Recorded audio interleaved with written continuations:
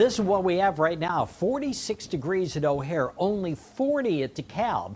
Now it was 55 at O'Hare just 2 hours ago. So it's been dropping quite quickly around here. Our winds 22 miles per hour. The wind gusts getting up to 33 miles per hour at O'Hare. In the past hour, 37 miles per hour at Midway.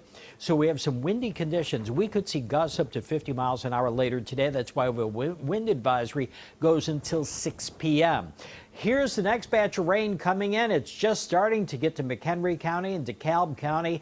It's all rain. It's not out of the question that some of this, especially up to the north, could mix with a few snowflakes. We're keeping an eye out for that. Haven't had any ground reports until you get up a little bit north of the Wisconsin Dells for any kind of snowflake action. But you can see it's trying to change over here. But I think it's going to come through rain, but it's not out of the question we could mix with some snowflakes here.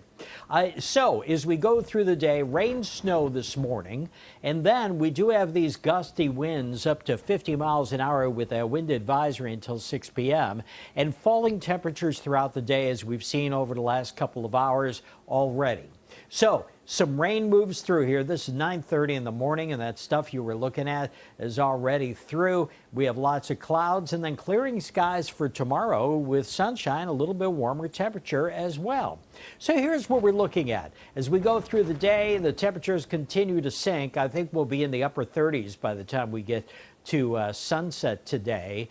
And then tomorrow, 51 degrees and sunny.